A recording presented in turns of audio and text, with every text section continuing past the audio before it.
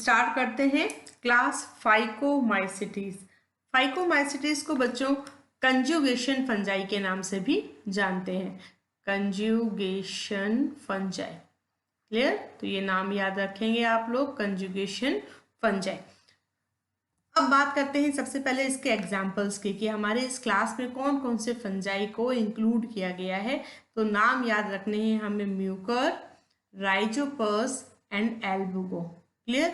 These are the some common examples of fungi in the class Phycomycetes. Rhizopus को हम common name जानते हैं bread mold, and the albugo वो parasitic fungi है mustard के ऊपर, यानी मस्टर्ड के ऊपर ये बीमारी पैदा करेगी। क्या होता है, मस्टर्ड सरसों के पौधे के ऊपर हमें वाइट वाइट कलर के स्पॉट्स दिखाई देते हैं, तो ये एल्बुगो का इन्फेक्शन है मस्टर्ड के ऊपर जो हमें इस तरह से दिखाई देता है। और जब हमारी रोटी या जो ब्रेड है वो 2-4 दिन पुरानी हो जाए, कहीं नमी वाले स्थान पे पड़ी हो, तो आपको उसके ऊपर ब्लैक रस्टी, ऐसा आपको रस्ट जैसा दिखाई देगा ब्लैक कलर का, तो वो किसको शो करता है, राइजोपस फंगस को शो करता है। क्लियर? तो ये कुछ एग्जांपल्स हैं जो आपको दिमाग के अंदर रखने हैं। अब बात करते हैं हम फाइकोमाइसिटीज के मेंबर्स कहाँ पाए जाते हैं, फाइकोमाइसिटीज का हैबिटेट क्या है। तो हम लोग वैसे जनरल इंट्रोडक्शन में पढ़कर आए हुए हैं कि कोई भी ऐसा हैबिटेट जहाँ पर थोड़ा ह्यूमिड एनवायरनमेंट होता है या वुड या कोई ऑर्गेनिक मटेरियल की डिकेइंग हो रही होती है, तो वहाँ पर ये प्रेजेंट होते हैं। तो देखो, aquatic habitat and on the decaying would, ये जहाँ पर भी मॉइस्ट एंड डम्प प्लेसेस हैं उस जगह पर फाइकोमाइसिटीज के फंगस ग्रो करते हैं। ठीक है? और एक टर्म जो यहाँ पर नई आई है, ये इसका मतलब आपको पता होना चाहिए, these are also present as obligate parasite on plants. इस टर्म को थोड़ा सा आप अच्छे से समझना बच्चों। ऑब्लिगेट पैरासाइट का मतलब होता है कि अगर हमारी जो फंजाई है, इस ग्रुप की जो फंजाई है, इस क्लास की जो फंजाई है, अगर उसको एक पर्टिकुलर प्लांट स्पीशीज नहीं मिलेगी तो वो अपने लाइफ साइकिल को कंप्लीट नहीं करेगा। इसका मतलब है उनका लाइफ साइकिल कंप्लीट नहीं होता है एक पर्टिकुलर प्लांट स्पीशीज के बगैर। तो हम इसको ऐसे डिफाइन कर सकते हैं, life cycle will not complete in absence of a particular plant. जिसके भी ऊपर वो पैरासाइट है, उस पर्टिकुलर प्लांट स्पीशीज की एब्सेंस में ये फंजाई अपना लाइफ साइकिल कंप्लीट नहीं करते, तो ऐसे फंजाई को हम कहते हैं ऑब्लिगेट पैरासाइट। क्लियर? चलो, इनका जो माइसीलियम होता है, माइसीलियम क्या होता है आपको पता है ना, इनका जो हाइफी का जो पूरा नेटवर्क है वो माइसीलियम कैसा है, the mycelium is aseptate and coenocytic, यानी कि ट्यूब लाइक स्ट्रक्चर है। इसके पास में बहुत सारे इसके अंदर न्यूक्लियस प्रेजेंट है, मल्टी न्यूक्लिएटेड है, बट सेप्टा प्रेजेंट नहीं है। Okay, so this is a tube like having multiple nucleus, so this is multi nucleated hyphae, जहां पर सेप्टा क्या है, प्रेजेंट नहीं है, so that is aseptate and coenocytic mycelium is present. Clear? चलो आगे बात करते हैं हम लोग asexual reproduction in Phycomycetes. So asexual reproduction take place by ज़ूस्पोर्स।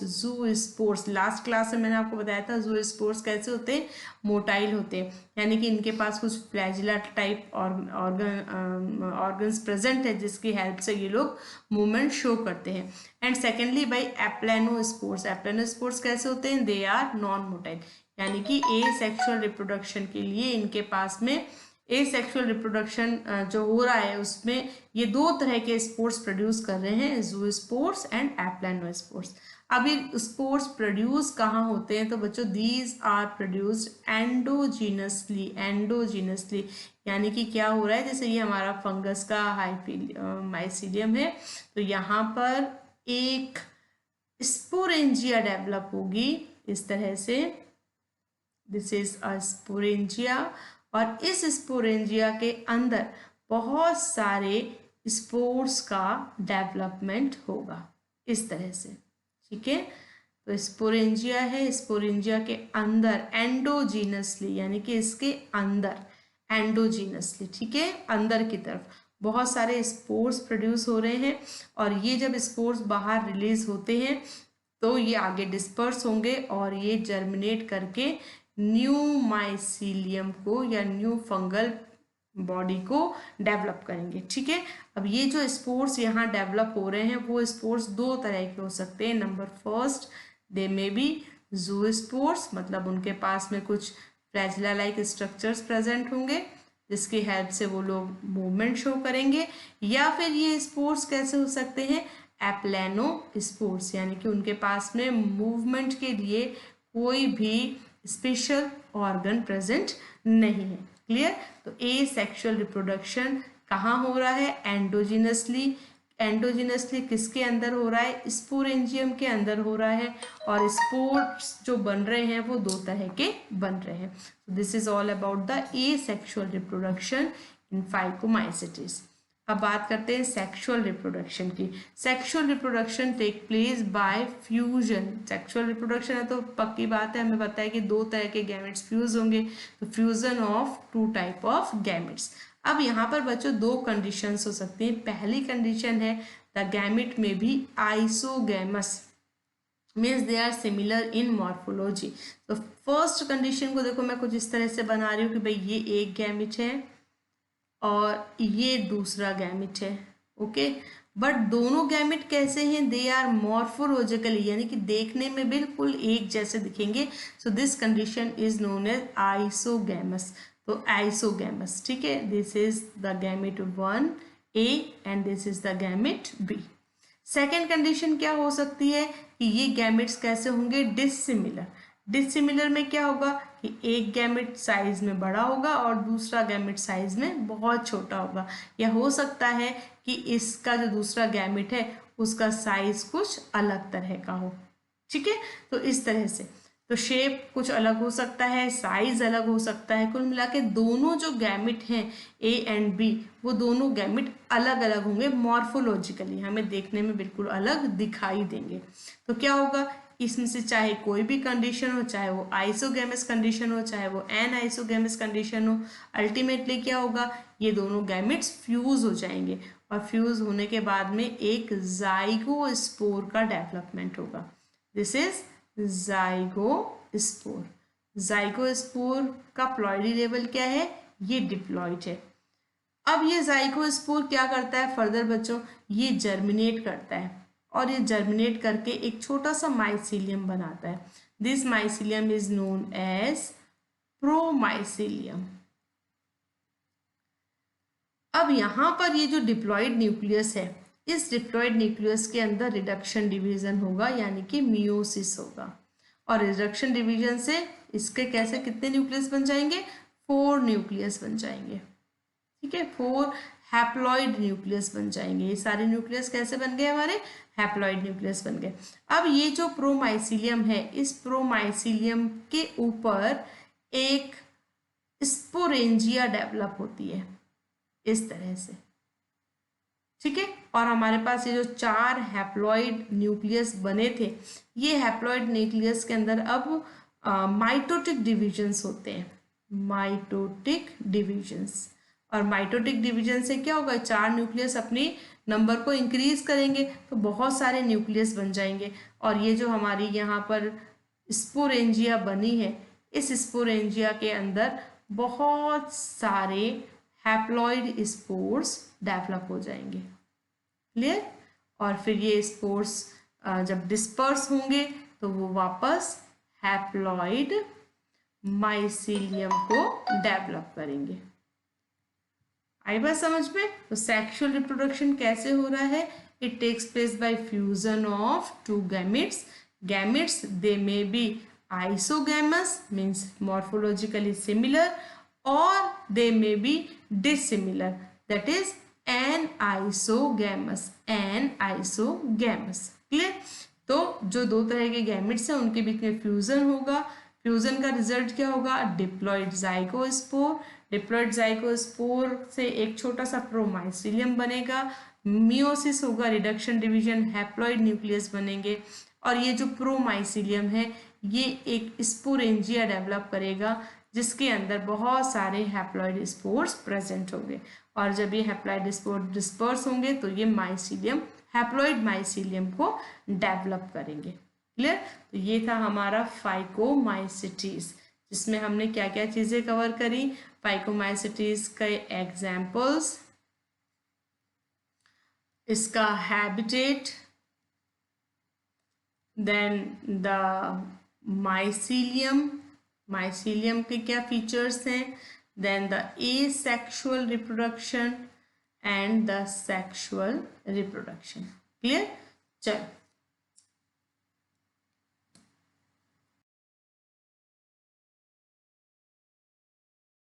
Start करते हैं बच्चों। एस्कोमाइसिटीज, हमारा जो क्लास एस्कोमाइसिटीज है उसको जनरल जो उसका कॉमन नेम है that is the sac fungi. Sac means bag like structure.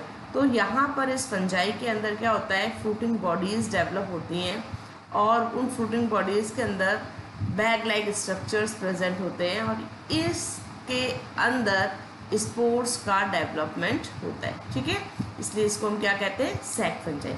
चलो आगे बात करते हैं। Ascomycetes are mostly multicellular, mostly multicellular, but यहाँ पर एक एग्जाम्पल है यूनिसेलुलर फंजाई का। इसको मैंने आपको फर्स्ट क्लास में बताया था कि ईस्ट केवल एक ऐसा फंजाई है जो यूनिसेलुलर है। ओके, ये याद रखना है। ये कौन से क्लास का मेंबर है? It is a member of class ascomycetes. इसके कुछ और एग्जाम्पल्स की बात करते हैं हम। यहाँ पर पेनिसिलियम, जिससे एंटीबायोटिक्स बनती है, पेनिसिलिन, एस्परजिलस, क्लेविसेप्स, न्यूरोस्पोरा, ये सारे के सारे जो फंजाई के यहाँ पे एग्जाम्पल बताए गए हैं। इसमें से बच्चों न्यूरोस्पोरा का आपको एक पॉइंट याद रखना है कि न्यूरोस्पोरा को एक्सटेंसिवली हम यूज़ कर रहे हैं बायोकेमिकल एंड जेनेटिक वर्क के लिए। और इस क्लास के बहुत सारे मेंबर्स जैसे मॉरल्स, ट्रूफेल्स, ये इनका क्या है, इनको हम खाने के काम में भी लेते हैं। They are edible and are considered delicious, मतलब ये बहुत ही सॉफ्ट होते हैं, बहुत ही डेलिकेट होते हैं और इनको हम खाने के काम में लेते हैं फूड सोर्स की तरह।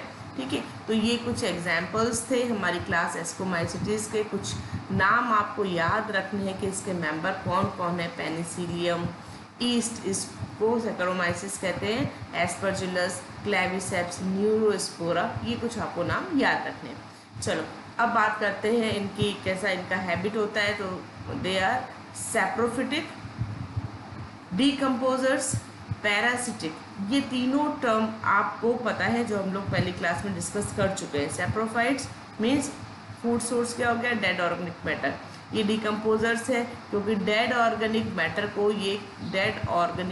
को ये कन्वर्ट कर रहे हैं सिंपल ऑर्गेनिक मैटर में। पैरासाइट है क्योंकि ये डिपेंड है किसी दूसरे लिविंग ऑर्गेनिज्म के ऊपर फॉर देयर न्यूट्रिशन। ये एक नई टर्म आपके लिए यहाँ पर आई है, इसको आपको याद करना है। Coprophilous, coprophilous means they are growing on the dung. ठीक है, जो एक्सक्रीटा है उसके ऊपर ग्रो कर रहे हैं, इसलिए हम इसको क्या कहते हैं, कॉप्रोफिलस। ये टर्म आपके लिए नई है और आपको यहाँ पे याद करनी है।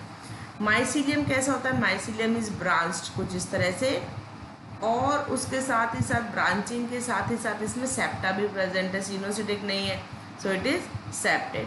सबके अंदर एक एक न्यूक्लियस प्रेजेंट है। क्लियर? चलो आगे बात करते हैं हम इसके एसेक्सुअल रिप्रोडक्शन की, कि यहाँ पर जो बच्चों एसेक्सुअल स्पोर्स है वो कहलाते हैं कोनिडिया, और कोनिडिया आर प्रोड्यूस्ड एक्सोजीनसली। हम लोग फाइकोमाइसिटीज में पढ़कर आए थे कि स्पोर्स का डेवलपमेंट कहाँ हो रहा है, स्पोरेंजिया के अंदर हो रहा था। ठीक है, और उसको हमने कहा था and spores are produce endogenously, but here spores are produce exogenously, यानी कि बाहर की तरफ स्पोर्स प्रोड्यूस हो रहे हैं। तो कैसे प्रोड्यूस होते हैं उसको अपन देखते हैं। They are produce exogenously on a special mycelium called as conidiophore. कैसा बनता है देखो कोनिडियोफोर, ये माइसीलियम है इसका। माइसीलियम पे क्या होगा, एक स्पेशल सेल से एक हैंड लाइक स्ट्रक्चर अराइज होता है इस तरह से, और ये जो स्पेशल सेल है इसके ऊपर ऐसे फिंगर लाइक स्ट्रक्चर्स प्रेजेंट होते हैं कुछ ऐसा, और यहाँ से ये स्पेशल माइसीलियम हो गया और यहाँ से ये जो स्ट्रक्चर्स है फिंगर लाइक, ये आगे फर्दर कोनिडिया डेवलप करते हैं, ठीक है। और कोनिडिया को हम कैसे बनाते हैं, इस तरह से सबसे नीचे जो कोनिडिया है वो सबसे छोटा बनाएंगे और सबसे ऊपर वाला जो हम कोनिडिया बनाएंगे उसको बड़ा बनाएंगे। तो इस तरह से कोनिडिया की पूरी चेन है। ये क्या है, this is a single spore conidia, clear. और ये जो पूरा स्ट्रक्चर है, स्पेशल माइसीलियम है, this is known as conidiophore, clear. देखो कोनिडिया कहाँ प्रोड्यूस हो रहे हैं, एक्सोजिनसली। ये किसी भी ऐसी स्पोरेंजिया लाइक बॉडी के अंदर नहीं प्रेजेंट है, बाहर प्रेजेंट है, इसलिए हम इसको क्या कहते हैं, दे आर प्रोड्यूस एक्सोजिनसली। अब यहाँ पर ये छोटे से बड़े बनाने का क्या मतलब है, इसका मतलब है कि भाई यहाँ पर ये पहला एक कोनिडिया बना, अब ये जब ये वाली सेल दूसरा कोनिडिया बनाएगी तो ये आगे की तरफ मूव कर जाएगा, कुछ इस तरह से कि ये वाला तो यहाँ आगे मूव हो गया और नीचे दूसरी एक नई कोनिडिया बन गई। तो जो नई कोनिडिया है वो नीचे है, इसलिए ये स्मॉलर है, this is the new conidia and this is the oldest. सबसे जो पुरानी कोनिडिया थी वो सबसे ऊपर की तरफ है, क्लियर। तो इस तरह से ये हमें कोनिडिया ड्रॉ करने हैं। अब ये जब कोनिडिया जर्मिनेट करते हैं, अगेन डिस्पर्स हो जाएंगे, जर्मिनेट करेंगे तो ये वापस माइसीलियम को डेवलप करेंगे। तो इस तरह से इसमें एसेक्सुअल रिप्रोडक्शन होता है by spore and spores are known as conidia, spores are known as conidia and किस पे डेवलप होते हैं, they are developing exogenously on the conidiophore, okay. चलो आगे बात करते हैं सेक्सुअल रिप्रोडक्शन की। बच्चों इसमें जो सेक्सुअल रिप्रोडक्शन है, सेक्सुअल स्पोर्स को हम कहते हैं एस्कोस्पोर्स, और ये कहाँ प्रोड्यूस होते हैं, विच आर प्रोड्यूस एंडोजीनसली, वो अंदर प्रोड्यूस हो रहे हैं। किसके अंदर प्रोड्यूस हो रहे हैं, इन अ सैक लाइक स्ट्रक्चर, सैक थैले के जैसे स्ट्रक्चर में डेवलप हो रहे हैं, जिसको हम कहते हैं एसाई और इसका सिंगुलर है एस्कस। तो एस्कस के अंदर स्पोर्स डेवलप हो रहे हैं जिनको हम कहते हैं सेक्सुअल स्पोर्स। अब ये एसाई या जो एस्कस है ये कहाँ है, ये these are arranged in a different type of fruiting body is known as ascocarp. तो अब ये जो सारी टर्म्स आई हैं यहाँ पर, हम इनको एक थोड़ा सा डायग्राम बनाते हैं और उसे समझते हैं। सेक्सुअल रिप्रोडक्शन हो कैसे रहा है उसको समझते हैं, ठीक है। तो देखो ये हमारा सेप्टेड माइसीलियम है। सेप्टेड माइसीलियम के ऊपर कुछ ऐसे स्ट्रक्चर्स डेवलप होते हैं, जैसे ये एंथ्रीडिया, और इसको मैं लिखती हूँ एक, जैसे suppose this is the male mycelium, और फीमेल माइसीलियम के लिए मैं कलर अलग चूज़ कर लेती हूँ ताकि अपन उसको बहुत अच्छे से डिफ्रेंशिएट कर पाएँ। ये इस पे आर्किगोनियम डेवलप हो रहे हैं, ये इसका सेप्टेड हाइफी, ठीक है। सो this is the female mycelium, okay. एक माइसीलियम जो है वो मेल, एक माइसीलियम फीमेल। नेक्स्ट स्टेप क्या होगा बच्चों, नेक्स्ट स्टेप होगा इनके बीच में फ्यूजन। सो ये जो एंथ्रीडियम माइसीलियम है, कलर गड़बड़ बना दिया मैंने, वापस बनाती हूँ। ये हमारा आर्किगोनिया और ये हमारा, इन दोनों के बीच में फ्यूजन होगा और यहाँ से ये न्यूक्लियस जो है वो ट्रांसफ़र हो जाएगा, यहाँ जो ये न्यूक्लियस है ये ट्रांसफ़र हो जाएगा इसके अंदर, ठीक है। सो this is the second step, this is the, हम ये कह सकते हैं this is the plasmogamy. Nucleus के साथ साथ जो साइटोप्लाज्म है वो भी यहाँ पर ट्रांसफ़र हो जाएगा। सो this is the plasmogamy. Next step देखते हैं,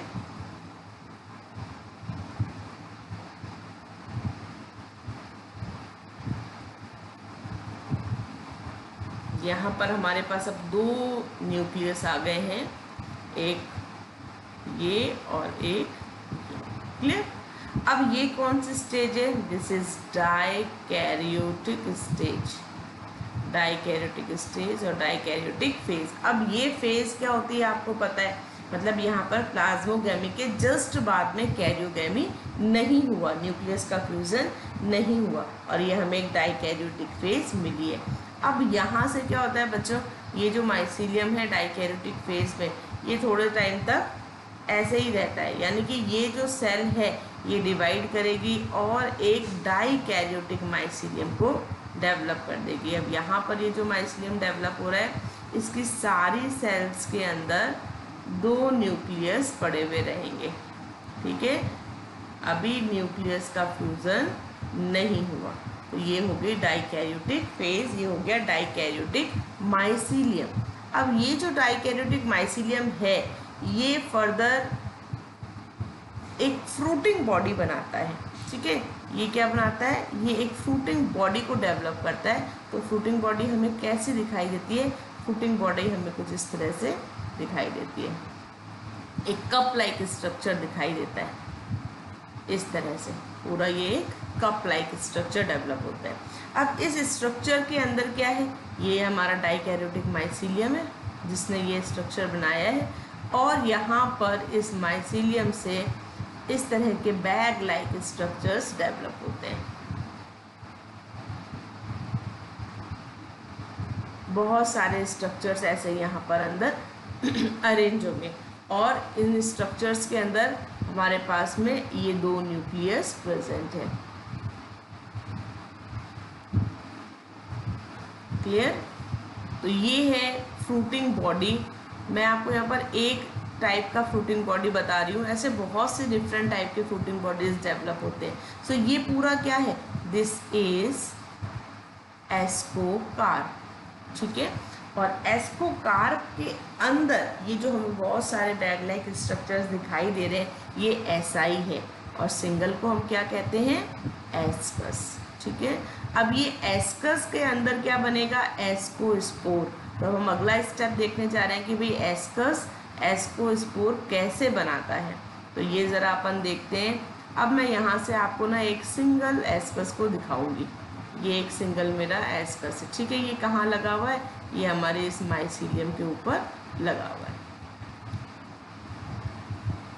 कुछ ऐसे। अब यहाँ पर 2 न्यूक्लियस है हमारे पास में, डाइकैरियोटिक फेज को शो करता है। अब यहाँ पर होती है कैरियोगैमी, कैरियोगैमी यानी कि फ्यूजन ऑफ न्यूक्लियस। ये दोनों न्यूक्लियस है ना, अब ये यहाँ पर फ्यूज हो जाते हैं। फ्यूज हो गए तो नेक्स्ट स्टेप हमें कैसा दिखाई देगा, ये हमारा एस्कस है, और इसके अंदर अब मैं एक बड़ा न्यूक्लियस बना देती हूँ क्योंकि फ्यूज़न हो गया है, और ये हमारी कंडीशन आ गई डिप्लॉइड, ठीक है। अभी तो हमारे पास क्या था, n+n, अब क्या हो गया, डिप्लॉइड कंडीशन आ गई। नेक्स्ट स्टेप, अब ये जो डिप्लॉइड सेल बनी है हमारी, डिप्लॉइड एस्कस बना है, अब यहाँ पर होगा मियोसिस। मियोसिस होगा तो क्या स्ट्रक्चर आ जाएगा कि भाई ये एक जो न्यूक्लियस था इसने 4 न्यूक्लियस बना लिए। अब ये चारों का प्लॉइडी लेवल क्या होगा, n। तो अब इसने क्या बना दिया, मियोसिस के बाद में हैप्लॉइड न्यूक्लियस। क्लियर?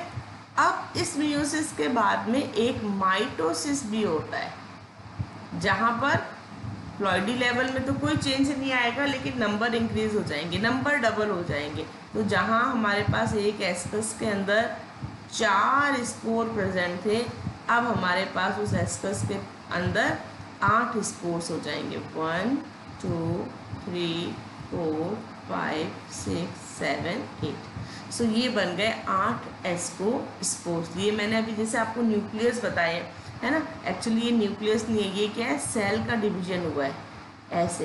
ये एस्को स्पोर्स ऐसे दिखाई देंगे। अब यहाँ पर भी ये क्या है, दीज आर 8 सेल्स, और हर सेल क्या है, हर सेल एक एस्को स्पोर की तरह फंक्शन कर रही है। सो दीज आर 8 एस्को स्पोर्स, है ना, और है इनका प्लॉइडी लेवल क्या है, ये सारे के सारे हैप्लॉइड है।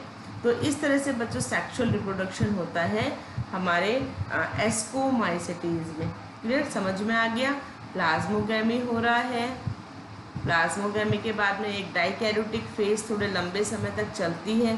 फिर वो डाइकैरियोटिक फेज में एक एस्कोकार्प फ्रूटिंग बॉडी बनती है।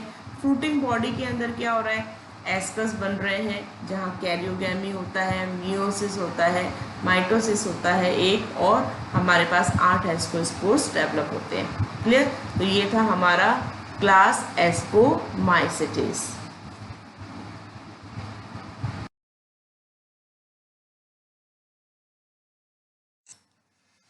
बात करते हैं बेसिडियोमाइसिटिस की। देखो, जो बेसिडियोमाइसिटिस को हम बहुत सारे कॉमन नेम से जानते हैं, जैसे mushrooms, bracket fungi, puff balls, और इनको है ना क्लब फंजाई भी कहते हैं, क्लब फंजाई। ठीक है, तो ये इसके कुछ कॉमन नेम है जो अपने को याद रखने हैं। कुछ कॉमन मेंबर्स के नाम याद करने हैं। Agaricus, commonly known as mushroom, astilago known as smut, and Puccinia known as rust fungi। ये जो smut and rust है ना, ये पैरासाइट होते हैं और ये क्या करते हैं, डिजीजेस कॉज करते हैं। ठीक है, प्लांट्स के ऊपर डिजीज कॉज करते हैं। ओके, तो ये कॉमन नेम्स और एग्जाम्पल्स। ये कहाँ ग्रो होता है तो ये जानते हैं अपन सब, soil, logs, tree stumps, in living plant bodies as parasite, example rust and smut। ठीक है, तो जहाँ भी ह्यूमिड एनवायरनमेंट है, जहाँ भी इनको ऐसे गीली मिट्टी और गीले लकड़ी के लट्ठे वगैरह कुछ मिलते हैं तो उसके ऊपर ये इजीली ग्रो हो जाता है। इसका माइसीलियम कैसा है, mycelium is branched and septate. आपको ये टर्म समझ में आ रही होंगी, ये सेप्टेड और ये branched. Asexual spores are generally not found। Clear, Basidiomycetes में asexual reproduction known नहीं है, but vegetatively they can reproduce by fragmentation। fragmentation, एक माइसीलियम है, उसके फ्रैगमेंट्स हो गए, फिर each fragment can develop a new mycelium। इसको अपन जनरल इंट्रोडक्शन में पढ़कर आ चुके हैं। ठीक है, तो this is about the basic information of basidiomycetes. अब बात करते हैं मेन, इसमें जो सेक्सुअल रिप्रोडक्शन होता है वो किस तरह से होता है। तो देखो, सेक्स ऑर्गन्स यहाँ पर एब्सेंट होते हैं, पहला पॉइंट। ठीक है, सेक्स ऑर्गन्स आर एब्सेंट। तो फिर सेक्सुअल रिप्रोडक्शन कैसे हो रहा है, सेक्सुअल रिप्रोडक्शन हो रहा है बाय प्लाज्मोगैमी बिटवीन 2 वेजिटेटिव और somatic cells of different strain और डिफरेंट जीनोटाइप। मतलब हमारे पास कैसे हो रहा है इसमें रिप्रोडक्शन, कि ये एक माइसीलियम है, एक स्ट्रेन या एक जीनोटाइप का माइसीलियम है, और एक माइसीलियम यहाँ पर मैं और लेके चलती हूँ, ये कोई एक दूसरा माइसीलियम है, ये ब्रांच्ड है और ये इसका न्यूक्लियस है। ठीक है, तो क्या होगा, इसके बीच में प्लाज्मोगैमी, यानी कि इसकी सेल और ये जो दूसरा स्ट्रेन है हमारे पास में, इसकी सेल्स ये आपस में फ्यूज हो जाएंगी। ठीक है, इसको मैं लिख देती हूँ ए, दिस इज द बी। तो इनकी जो 2 सेल्स हैं वो उनके बीच में फ्यूजन हो जाएगा। तो fusion, that is the plasmogamy. तो प्लाज्मोगैमी का रिजल्ट क्या होगा, मैं इसको यहाँ पर ड्रॉ करती हूँ।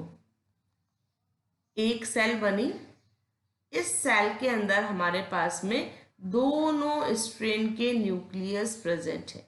ठीक है, सो प्लाज्मोगैमी, बट कैरियोगैमी नहीं हुआ है। याद रखना, कैरियोगैमी अभी नहीं हुआ है। तो ये हमारे पास एक सेल बन गई जिसका N+N, यानी कि दिस इज डाइकैरियोटिक। अब ये जो डाइकैरियोटिक सेल है ये क्या करेगी, ये एक माइसीलियम डेवलप करेगी जो डाइकैरियोटिक, जिसकी सारी सेल्स कैसी होंगी, डाइकैरियोटिक होंगी। ये एक माइसीलियम डेवलप किया इस सेल ने, और इसके अंदर सारे, सबके अंदर, हर सेल के अंदर हमारे पास में 2 न्यूक्लियस प्रेजेंट है, डाइकैरियोटिक स्टेज प्रेजेंट है। अब ये जो माइसीलियम है, ये माइसीलियम बहुत स्पेशल माइसीलियम है, क्योंकि ये माइसीलियम अब फर्दर डेवलप करेगा एक फ्रूटिंग बॉडी, और उस फ्रूटिंग बॉडी का नाम है बेसिडियोकार्प। बेसिडियोकार्प, फ्रूटिंग बॉडी का क्या नाम है?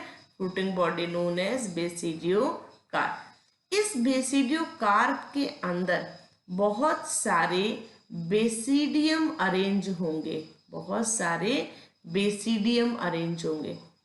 और ये जो बेसिडियम है, हर बेसिडियम के ऊपर बेसिडियो स्पोर्स लगे हुए होंगे, बेसिडियो स्पोर्स। ठीक है, तो ये जो हमारे पास में एक डाइकैरियोटिक फेज का माइसीलियम हमारे पास डेवलप हुआ है, ये अल्टीमेटली बेसिडियोकार्प्स को, बेसिडियो इसके ऊपर अल्टीमेटली बेसिडियोकार्प डेवलप होते हैं, जिसके अंदर बहुत सारे बेसिडियम होते हैं और बेसिडियो स्पोर्स दिखाई देते हैं। अब इसको अपन बिल्कुल इजी वे में अगर समझने की कोशिश करें तो बेसिडियोकार्प हमें कैसा दिखाई देता है, तो बिल्कुल आपने बहुत सारे बेसिडियोकार्प देख रखे हैं, बिल्कुल ऐसा। ये छतरियाँ बहुत सारी देख रखी है ना, मशरूम जो हम लोग खाते हैं, वो एक्चुअली क्या है, दैट इज द बेसिडियोकार्प। और अगर इस बेसिडियोकार्प को आप नीचे से देखोगे, उल्टा करके देखोगे, तो इसके नीचे आपको बहुत सारे ऐसे ना गिल्स लाइक स्ट्रक्चर्स दिखाई देंगे, ऐसे बहुत सारी लाइंस दिखाई देती हैं। ये सब क्या है? ये एक्चुअली क्या है, इनके अंदर बहुत सारे बेसिडियोकार्प प्रेजेंट है, बहुत सारे बेसिडियोकार्प प्रेजेंट है, और उनके ऊपर बहुत सारे स्पोर्स लगे हुए हैं इस तरह से 1 2 3 4। ये स्ट्रक्चर्स यहाँ पर अंदर प्रेजेंट है। और ये जो स्पोर्स है ना बहुत सारे, ये बिल्कुल हमें पाउडरी सब्सटेंस की तरह मिलते हैं। अगर जब ये मशरूम सूख जाता है, इसको आप फोड़ो तो अंदर से खूब सारा वाइट पाउडर निकलता है। तो पाउडर एक्चुअली क्या है? Powder is actually the basidio spore. तो अब ये जो एक बेसिडियम है, मैं आपको इसका स्ट्रक्चर बता रही हूँ, ये एक बेसिडियम हमें कैसा दिखाई देता है। तो ये हमारा फंगल माइसीलियम है। माइसीलियम के ऊपर एक्चुअली होता क्या है कि एक जो सेल है इसके अंदर 2 न्यूक्लियस है, ये बात तो हमें पता है ना। ये इसके अंदर 2 न्यूक्लियस है, डाइकैरियोटिक फेज है, और यहाँ पर मैं इसका सेप्टा भी बना देती हूँ ऐसे। अब क्या होगा, ये जो सिंगल सेल है, ये सिंगल सेल फूल जाती है। ठीक है, ये सिंगल सेल क्या हो जाती है, इसमें एकदम जैसे स्वेलिंग आ जाती है ना, तो इस तरह से एकदम ये फूल जाती है।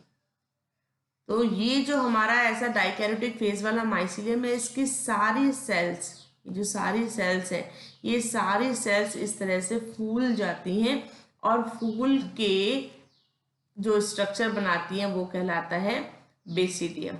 ये स्ट्रक्चर क्या कहलाता है? बेसिडियम, ये वाला बेसिडियम। अब ये सारे जो यहाँ पर मैंने स्ट्रक्चर बनाए थे ना ऐसे फूले हुए, ये सारे बहुत सारे बेसिडियम यहाँ पर अंदर हमारे पास में बेसिडियोकार्प के रूप में अरेंज है।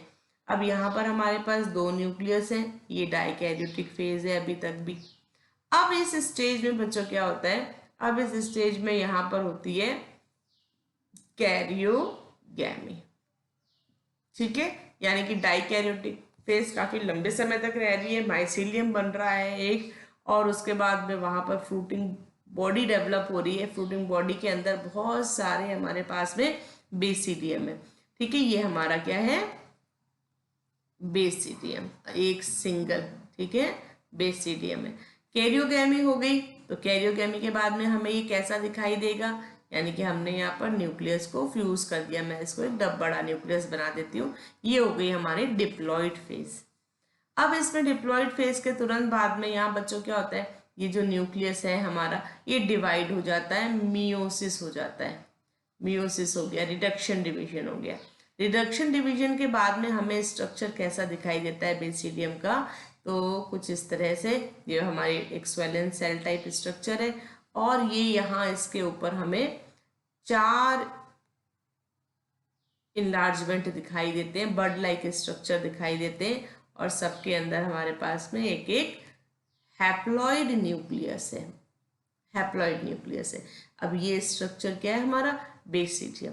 Final basidium. तो बेसिडियम के ऊपर स्पोर्स जो बन रहे हैं वो एंडो नहीं बन रहे हैं, एंडोजीनसली प्रोड्यूस नहीं है, दे आर एक्सोजीनसली प्रोड्यूस। तो ये बात भी आपको ध्यान रखनी है कि basidiospores are exogenously produce on the basidium. तो ये स्ट्रक्चर क्या है, these are the basidio spores. Clear? So basidio spores are exogenously produced on the basidium.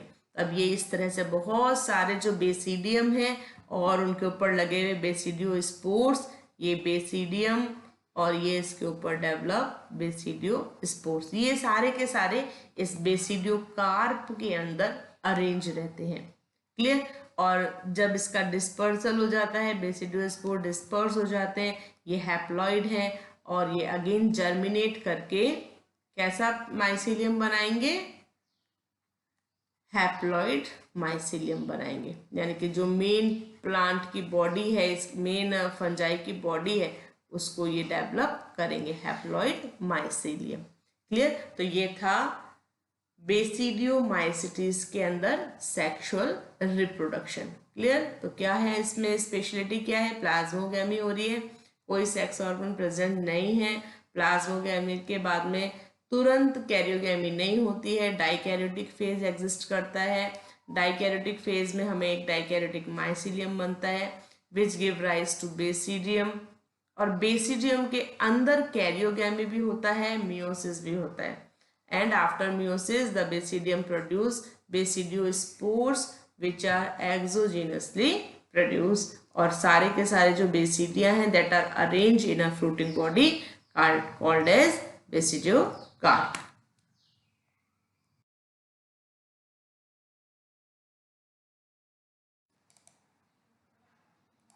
अब बात करते हैं बच्चों ड्यूटेरोमाइसिटीज की। Deuteromycetes is commonly known as imperfect fungi. ये याद रखना है, इम्परफेक्ट फंजाई। भैया हमने इसको इम्परफेक्ट क्यों कहा, उसके बारे में आपकी टेक्स्ट बुक के अंदर ये पूरा एक पैराग्राफ दे रखा है। इस पूरे पैराग्राफ को अगर हम सम अप करें कि भाई क्या बात कही गई है यहाँ पर, तो यहाँ ये बताया गया है कि इम्परफेक्ट फंजाई क्यों कहते हैं, because till today we don't know the actual perfect stage यानी कि परफेक्ट स्टेज किसको कहते हैं, सेक्सुअल स्टेज को। तो till today we don't know the sexual stage of the fungi. हमें अभी इस फंजाई का सेक्सुअल स्टेज पता नहीं है, ठीक है, इसलिए हम इसको क्या कह रहे हैं, इम्परफेक्ट फंजाई। ये हो सकता है कि हमें उसका एसेक्सुअल किस तरह से रिप्रोड्यूस हो रहा है ये पता है, वेजिटेटिव रिप्रोडक्शन कैसे हो रहा है ये पता है हमें फंजाई के बारे में, बट हमें उसकी सेक्सुअल स्टेज या सेक्सुअल फॉर्म जो है वो अभी तक नहीं पता है। इसलिए हमने क्या कहा, ऐसी सारी फंजाई को जिनकी हमें सेक्सुअल स्टेजेस नहीं पता है, तो उन सब को हमने कह दिया imperfect fungi and placed all them under the class deuteromycetes. Clear? अब क्या है अगला पॉइंट देखो, जैसे ही हो सकता है जैसे आज हमें कोई एक फंजाई है उसको हमने ड्यूटेरोमाइसिटीज में रखा है और उसकी हमें सेक्सुअल स्टेज नहीं पता, बट लेटर ऑन कुछ समय बाद ऐसा हो सकता है कि हम उसकी जो सेक्सुअल स्टेज है उसको हम डिस्कवर कर दें। तो as soon as we discover the sexual stage of the fungi we will move them into the classes. कौन सी क्लासेस में मूव कर देंगे हम उनको, अभी हम लोग पढ़कर आए हैं, फाइकोमाइसिटीज, एस्कोमाइसिटीज एंड बेसिडियोमाइसिटीज, है ना। तो इन क्लासेस के अंदर हम उनको क्या करेंगे, मूव कर देंगे, जिससे भी उसकी सेक्सुअल स्टेज मैच करेगी उस क्लास के अंदर, इस रिस्पेक्टिव क्लास के अंदर हम उस फंजाई को मूव कर देंगे। क्लियर? सो अभी तक वो इम्परफेक्ट है, बट ऐसा नहीं है कि कोई फंजाई ड्यूटेरोमाइसिटीज में है और वो हमेशा इसी में रहेगा। जैसे ही टेक्नोलॉजीज और डेवलप होती हैं और हम उसके सेक्सुअल स्टेज को फाइंड आउट कर लेते हैं तो हम उसको क्या करेंगे, उसके रिस्पेक्टिव क्लास के अंदर उसको मूव कर देंगे। Clear? Second point.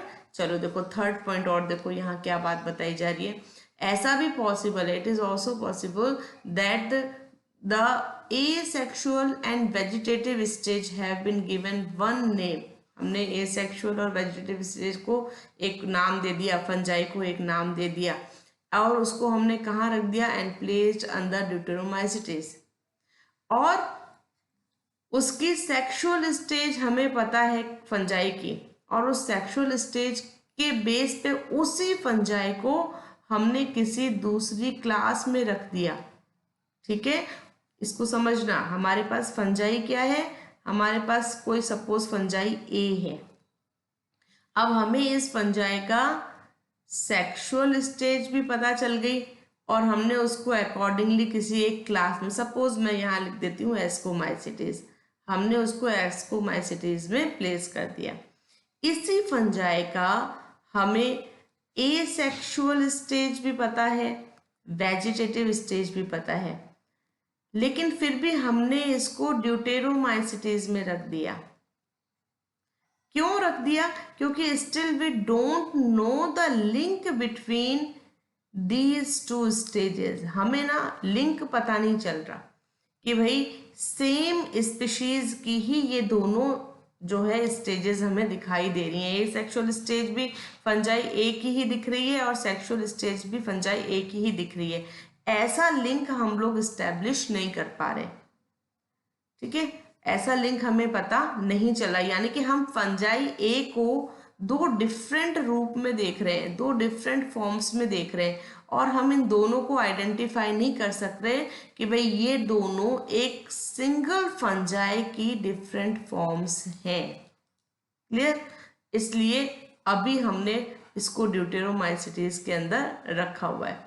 But as soon as we establish some sort of connection between these two stages, इन दोनों स्टेजेस के बीच में कोई भी कनेक्शन हमें मिल जाता है, कोई भी लिंक हमें मिल जाता है, तो हम क्या करेंगे, हम इस फंजाई को करेक्टली आइडेंटिफाई कर पाएंगे कि भाई ये फंजाई ड्यूटेरोमाइसिटीज का नहीं है और ये पर्टिकुलर इस क्लास के अंदर रखा जाना चाहिए। क्लियर? तो जैसे ही हमें इस ड्यूटेरोमाइसिटीज के मेंबर्स की सेक्सुअल स्टेज मिलेगी, उसके accordingly we will moved them into other classes like basidiomycetes and ascomycetes. Clear? चलो आगे चलते हैं, बात करते हैं ड्यूटेरोमाइसिटीज के बारे में पता क्या क्या है हमें। तो कुछ एग्जाम्पल्स हैं, अल्टरनेरिया, पॉलिटोट्राइकम एंड ट्राइकोडर्मा। माइसीलियम कैसा है? Mycelium is septate at branched, ठीक है, branched and septate.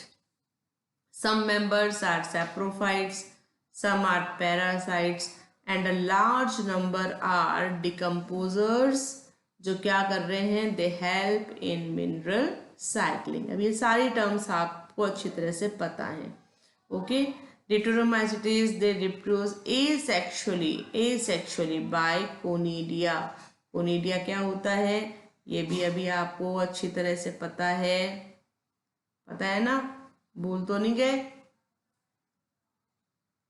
ये कोनिडिया कोनिडियोफोर के ऊपर एक्सोजिनसली प्रोड्यूस हो रहे हैं कोनिडियोस्पोर। तो इस तरह से क्या हो रहा है इनका एसेक्सुअल रिप्रोडक्शन। इनमें जो वेजिटेटिव रिप्रोडक्शन भी होता है फ्रैगमेंटेशन से, फ्रैगमेंटेशन, तो ये पॉइंट भी आपको ध्यान रखना है। तो ये अपने बच्चों चारों क्लासेस अपन ने कवर कर ली, फाइकोमाइसिटीज, एस्को, बेसिडियो एंड ड्यूटेरोमाइसिटीज। इनके नोट्स लिख लेना, इनको याद कर लेना, सेक्सुअल साइकिल में क्या डिफरेंस है वो याद कर लेना। क्लियर? अगर आप इनको कंपैरेटिव एक टेबल बना के लर्न करोगे तो आपको बहुत जल्दी लर्न होगा और कोई कंफ्यूजन भी नहीं होगा। चलो इसके साथ ही फंजाई कंप्लीट होता है।